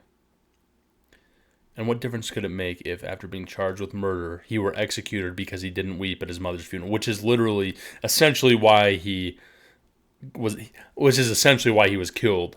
Like the idea that he was like nonchalant and uncaring at his mother's funeral, that was a huge part of why he was killed, as I explained earlier. Since it all came to the same thing in the end. So yeah, he's talking about generally that we're all going to die one day, that we're all going to meet I was going to say meet our maker, but obviously he doesn't believe that. But we're all going to die, essentially. The same thing for Solomon, his wife, and for Solomon's dog. So yeah, everybody's going to die. What did it matter if Raymond was as much as my pal Celeste, who was a far worthier man? What did it matter? So he's saying, what does anything matter, essentially? And that does make sense, because that fits into the absurd and the philosophy that Camus espoused. What did it matter if at this very moment Marie was kissing a new boyfriend? As a condemned man himself, he couldn't grasp what I meant by the dark wind blowing from my future. So he's saying, I'm going to die anyway. You're going to die. Everybody's going to die. Nothing matters, right? So why don't we just live our life in a way that we want to live it? Why don't we just live our life in a way that is conducive to our happiness? Why don't we divorce ourselves and transcend all these chains, all these barriers that are in our way, that are blocking us from being the person that we truly want to be? Whether that be the opinion of your parents, or the opinion of society in general, or your own self-doubts about how you would perform at a certain task, or your own insecurities. All that doesn't matter. We're all going to die. None of that matters. So just do what you want to do. You know? And that's what he's saying. And that actually transitions perfectly into the last point that I want to make here. that, and it's a point that I've brought up many times, but the fact that Meursault says that he doesn't care about anything often, and you would get the vibe that he doesn't care about anything if you just kind of casually read the book, but it's obvious that he does care about things. He cares about what his boss thinks. In the beginning of the book, his boss is like mad because he's going to take a few days off to go to his mother's funeral, and he like apologizes and he's like, "Oh, I'm sorry." He does care about that. He wants to, like, when he realizes during the trial that everybody hates him. It's actually a really powerful paragraph. Let me read it. But it's essentially during his own trial, he realizes that everybody in the audience and in the room where the trial is taking place don't like him. Says, he then asked the prosecutor if he had any questions to put to the witness, and the prosecutor exclaimed, "Oh no, that is quite sufficient," with such glee, with such a triumphant look in my direction, that for the first time in years I had the stupid urge to cry, because I could feel how much all these people hated me. So he cared about that. He cared about what the people thought in that moment. He cared about the outcome of the trial. He cared about the fate of his life. There are a lot of things that Meursault cares about, but he also knows, as we just read, about what he doesn't care about. And that's what makes Meursault such a hero. Which is funny to say because he did kill somebody just to kind of see what it feels like, essentially. That's why he did it. And that's like the action of a monster. But there are admirable attributes that Meursault possesses that make him admirable, right? Like that make him like I would want to be more like him in a way.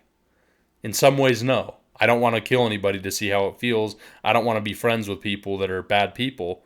But he knows exactly what he gives a shit about, and he just pursues that relentlessly.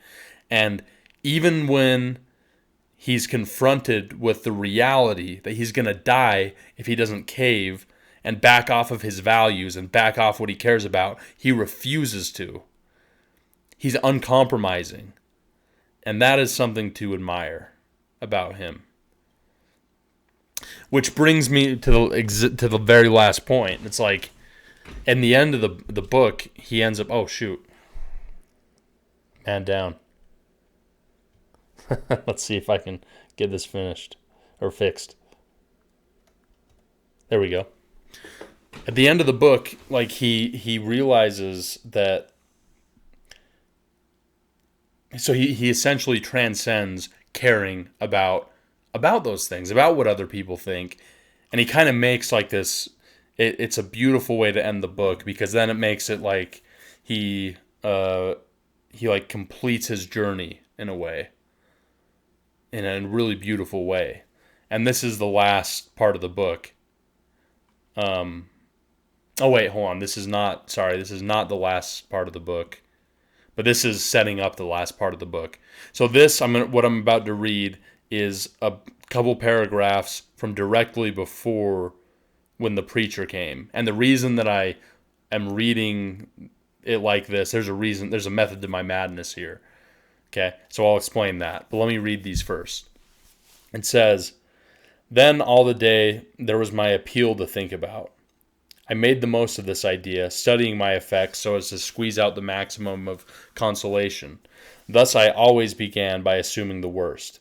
My appeal was dismissed. That meant, of course, that I was to die. Sooner than others, obviously, but I reminded myself, it is common knowledge that life isn't worth living anyhow. And on a wide view, I could see that it makes little difference whether one dies at the age of 30 or 70, since in either case, other men and women will continue living. The world will go on as before." And that, man, if there's ever an existential thought to be had, that's it, right? Is life worth living? And here, Meursault says, it's not worth living, but that's before he has his breakthrough, which I'm going to read soon. And you know what? The breakthrough that I'm about to read, maybe it even doesn't have that much to do with that subject about whether life is worth living. That's part of the absurd, I think. That's part of Camus' philosophy. Um, is life worth living? I don't know. But I do know that life is exciting and interesting and fun sometimes. Sometimes not. But also sometimes it is.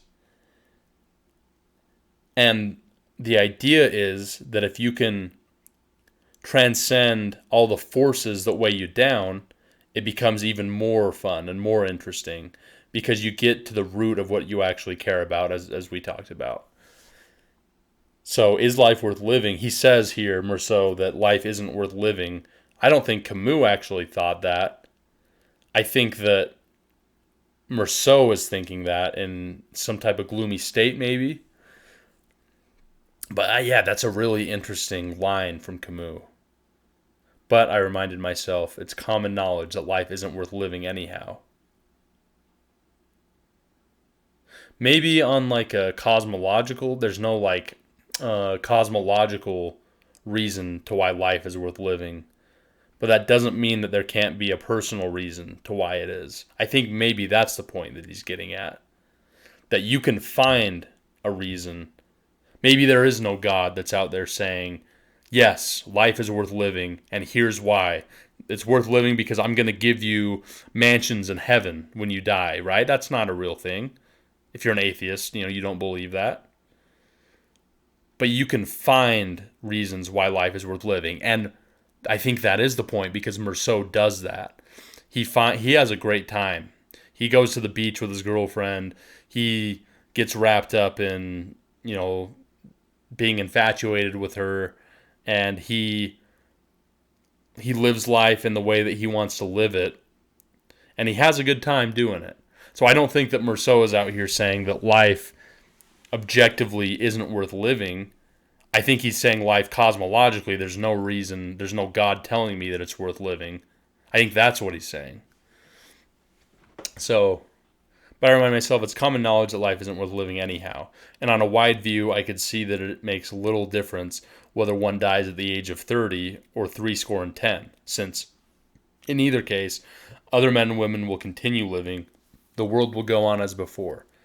Also, whether I died now or 40 years hence, this business of dying had to be got through inevitably. Yeah, we're all going to die, right? Still, somehow this line of thought wasn't as consoling as it should have been. The idea of all those years of life in hand was a galling reminder. However, I could argue myself out of it by picturing what would have been my feelings when my term was up, and death had cornered me. Once you're up against it, the precise manner of your death has obviously small importance.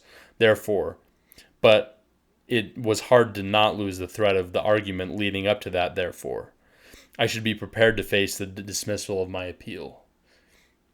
So yeah, he kind of goes back and says, like, I could argue myself out of this idea that life isn't worth living by picturing myself that if I was out of this cage, if I was out of jail, what life would be like, and of course at that point it would be worth living. So he's just kind of trying to console himself here. I think that's what I think I brought that up as a possibility. Then it ends as this stage, but only at this stage I had, so to speak, the right, and accordingly I gave myself leave to consider the other alternative. That my appeal was successful, and then the trouble was to calm down that sudden rush of joy racing through my body, and even bringing tears to my eyes. But it was up to me to bring my nerves to heel and steady my mind, for even in considering this possibility, I had to keep some order in my thoughts, so as to make my condolences as regards the first alternative more plausible. When I had succeeded, I had earned a good hour's peace of mind, and that anyhow was worth something. So he's sentenced to death. He's gonna die soon, and he's in this situation where he has to comfort himself somehow, and so he tries. And it works to a certain extent. I think so. The point would be and the point that he makes multiple times actually, is that that's the situation that each one of us is in. I'm going to sneeze. Excuse me. All of us is in the exact same spot that Meursault is in. We're going to die. We know we're going to die. Maybe we don't know exactly when, like Meursault has more of a clear answer to. But sooner or later, this is going to be over with. And during the conversation heretofore with that the guy, the religious guy, not the magistrate, but the other guy, the second religious conversation, he talks about how I just lost my train of thought. But but essentially the point is that we're all in the exact same situation as Meursault. We're all going to die soon anyway. And so we all have, like, there are going to be these existential thoughts that creep into our mind, and we're going to have to convince ourselves that of certain things, that life is worth living, that I can find my reason to continue. Because life is hard, life, there's a lot of suffering, there's a lot of hardship attached to it. But the point of Camus' philosophy, the point of the absurd, is to recognize that we don't have control over nearly anything, but to be happy anyway.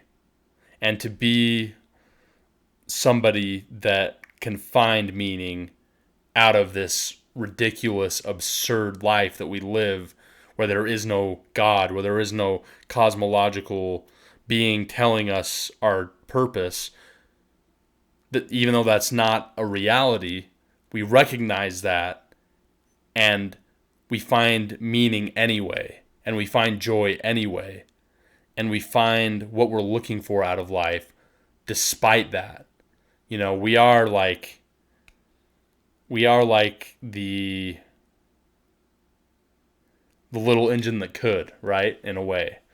The little engine that, I don't know if everybody's familiar with that reference or not, but yeah, it was like a choo-choo train. It's like a children's book. It's this choo-choo train that, goes forward, and he's like, I think I can.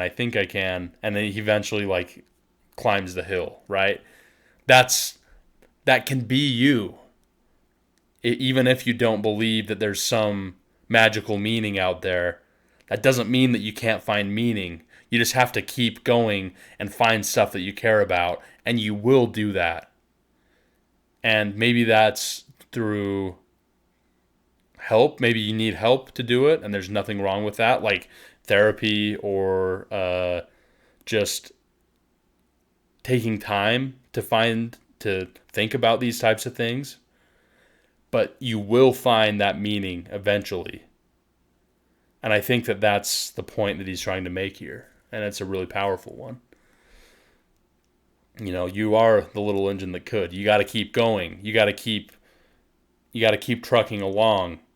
And then eventually you'll get to that point where it was you find something makes everything so worth it, Yeah, really cool stuff. I love that. I love Camus' verbiage there. Okay, and then the last thing here is really good. Oh, I love this part. This is the best part of the book. It's the last paragraph of the book. And so this happens directly after he has that second religious conversation. And here it is. So with him gone, I was able to calm down again. I was exhausted and threw myself on my bunk. I must have fallen asleep because I woke up with the stars in my face. Sounds of the countryside were drifting in. Smells of night, earth, and salt air were cooking my temples. The wondrous peace of that sleeping summer rode through me like a tide. Then, in the dark hour before dawn, sirens blasted. So he's having these experiences when he's about to die, like in a couple days or something. He's listening to the sounds of sirens. He's thinking about what life is like out there. It really reminds me, so in Man's Search for Meaning by Viktor Frankl, he describes an experience where he's on a train across country, I think maybe to a different concentration camp or something like that. And for those that don't know, Man's Search for Meaning is a book by Viktor Frankl, and he was in concentration camp in Nazi Germany. And so this guy describes this experience where he's in the train going to a different, I think he's being transported to a different concentration camp, if I'm remembering correctly. And he looks out at a city and he realizes where he's going, it's the same city that he grew up in. He's literally on a train and he looks out, and I think like maybe he knew that he was going to pass the city and he was kind of like looking for it, and that's how he ended up he stumbled upon, looking at the site that he looked at. But he looks out and he sees the city that he used to grow up in, and it's so much different than what he, like, those memories that he has come flooding back to him of being in that city and being like a child essentially in that city. And he just like is looking on the out from like a place where he's caged off and he can't escape, and he's looking at a time in his life when he used to be free. Essentially, he's looking at a city that he used to be free in, that he used to roam, that he used to play with his friends and be with his family. And he's looking out of that city in this car, in this passenger car, this train, being transported to a different concentration camp. And he's having a similar experience to what this guy is having, what Meursault is having here. He's looking outside and saying, I used to be free, and this is where I used to be free. Similarly to Meursault, where he's saying, I'm in this cage and I'm out here and I'm listening. I'm having these experiences of the outside world of freedom. And man, that's a powerful thing. It's like, excuse me. There we go. Yeah, that's a powerful thing. It's like, how, yeah, it's just a really interesting thing to think about. It's like, it's a really,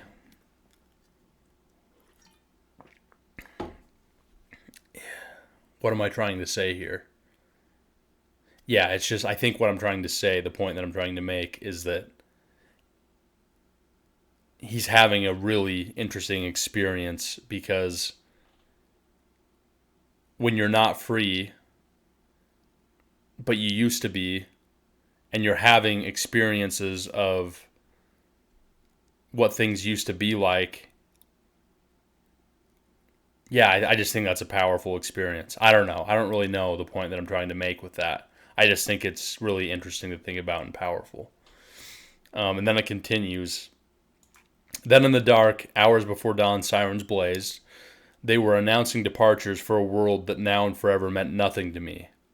For the first time in a long time, I thought about Mama. I felt as if I understood why at the end of her life she had taken a fiancé, why she had played at beginning again. Even there, in that home where lives were fading out, everything was a kind of wistful respite. So close to death, Mama must have felt free, then, and ready to live it all again. Nobody had the right to cry over her. And I felt ready to live it all again too, as if that blind rage had washed me clean, rid me of hope. For the first time in that night, alive with sirens and stars, I opened myself to the gentle indifference of the world, finding it so much like myself, so like a brother, really. I felt that I had been happy, and that I was happy again, for everything to be consummated, for me to feel less alone. I had only wished that there be a large crowd of spectators the day of my execution, and they greeted me with cries of hate. Wow. That's such fantastic poetry, really. That he opens himself up to the gentle indifference of the world, and he finds that it's like himself. And that makes sense. Again, like with Meursault, he is very indifferent, and but then he realizes that the universe, the world, is like him in a way, and that's why he compares the world to a brother there. That yeah, the world is indifferent. The world doesn't. There's no rhyme or reason to a lot of the things that happen. And when there is rhyme or reason, a lot of the times it's unjust anyway, and there's nothing you can do about it, which is why he was convicted, despite the fact that he could have gotten out of it if he wanted to. He was convicted to death. And the only thing that separated him dying and him living was this system, this strange sort of dance that society plays that he refused to take part in. And if he would have just played the game, he would have been free. But that's not what matters to him. And that's what we learn here at the end, right? Like,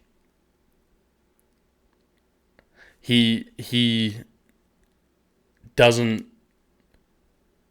he accepts, I think that's what it is. He accepts that general indifference that the world brings, and he's okay with it. And he realizes that that's what life is, and he realizes that he has certain values. And he's going to manifest those values, and he's going to grab hold of them, and he's going to hold on to them through hell. He's going to go through hell with his values rather than let them go and play some stupid societal game that he doesn't give two shits about, right? And that's why he's such a admirable character. It's not because he's the most moral person. It's not because he's the smartest person. It's not because he makes the most money. It's none of that. He was poor. He didn't have money. He wasn't a super moral person. He had, but despite all that, he murdered someone, for heaven's sake. I mean, God. But despite all that, I mean, yeah, but despite all of that, he knows what he cares about, and he manifests his values, and that's what makes him so interesting and so admirable. Yeah, and I think that's about good. I think wow, we're just over 2 hours. That's crazy. I think that's what I would say is figure out who you are, figure out what you care about, and obviously I need this advice just as much as anyone, but I think that's the point of this book. What do you care about? Who are you deep down? Figure that out. And go with it. And don't hold on to this idea of who you are dogmatically, but constantly refine who you are. Figure out what you give a shit about and do that.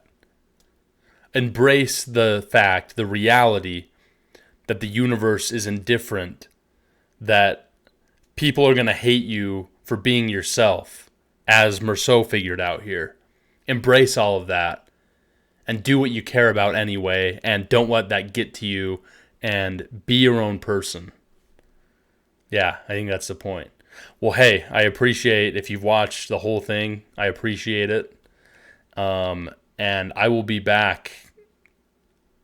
I'm thinking maybe the Polykanon, as I said, or maybe the Bhagavad Gita next time. But, all right, you all have a fantastic day or evening or whenever you're watching this. Take care.